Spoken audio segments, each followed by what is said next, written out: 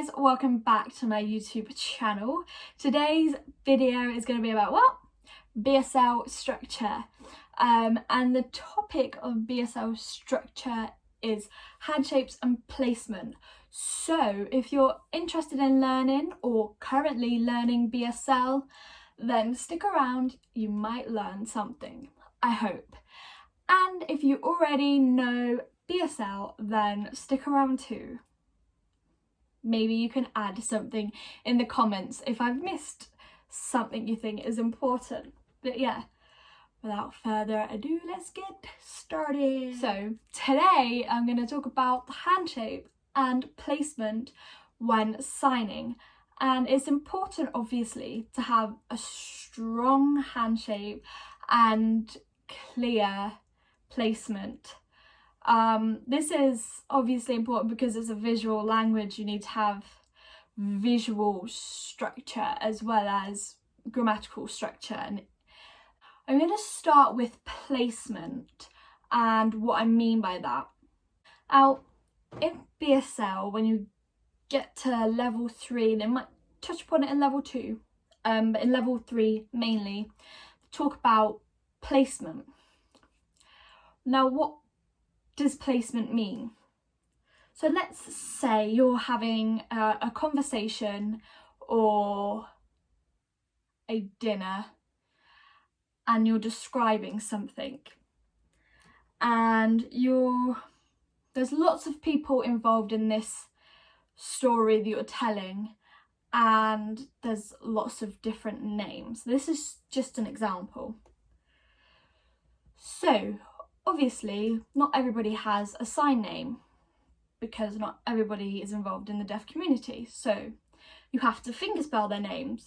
If there's a lot of names to fingerspell, it becomes really annoying to repeat it, so we place them. So say for example, you're driving in a car. You've got the one driver who's sitting there behind the wheel. You point there, and that's their placement. They're behind the wheel, that's their place in the car. You sign their name once, that's the name in their car, that's who you're talking about when you point there. And then there's 2 other people in the car as well. One in the back and one in the front next to the driver. And you would describe that. So you've got the driver there, next to the driver you've got a different person, fingerspell their name and place them there. So when you point to that place, that's who you're talking about. And the same in the back. So go to the back, you place them, that's where they are, spell their name, and that's who you're talking about when you are referring to that point. So it makes life easier when you're signing and telling a story. And it's the same for buildings, wherever you're going. If you point, place, and spell, then you know who you're talking about or what you're talking about, what the name is. And not only that, with placement, it's also important of your hand placement when you're signing. Now what I mean by that is, say for example, you're telling a story about a street and you sign street. Street? That's street? I thought that was dead. You're signing dead. You may mean street and the signs are similar, and you go street and your hands end up coming down. The sign for dead is dead. So when you sign dead, your hands are going down. So if you go street and it end up going down, you're saying dead, not street. So that's also an example of why placement is important. It just makes everything clearer and make sure you're saying the right sign, or signing the right sign, sorry. And the next one is hand shape. Why is it important to have a good hand shape? Hand shape is like words. So if you're mumbling and not talking properly like this, you don't really understand, you're talking quietly, you're not moving your lips, it's just... It means if you do that in sign language, it means you have a weak hand shape and you're not signing well and you're signing quiet and it's difficult to understand. and perhaps your handshake becomes so weak that what you're saying gets misinterpreted. And then someone sees a sign and then mistakes it for a different sign because you're mumbling. You don't want to mumble so much. You want to be clear and strong and confident with your signing.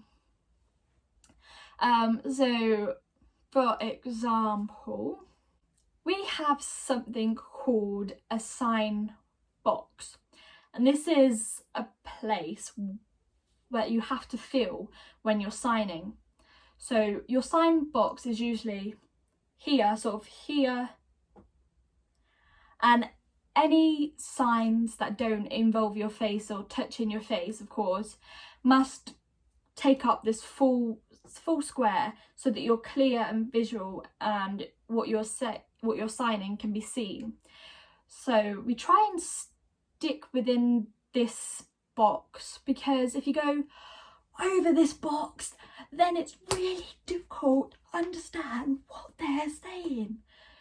If you go too much in the box, then it's really difficult to understand what they're saying.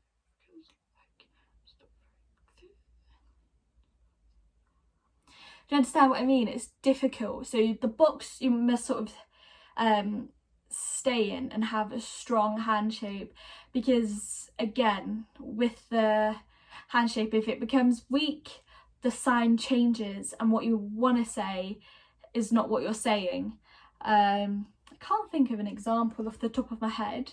That's it for today's video. Please let me know if you liked it and if you want to see more and what you want to see more of. And if you're not yet subscribed, please subscribe, comment and like my video so you can see future ones. Thanks for watching. Bye. Have a good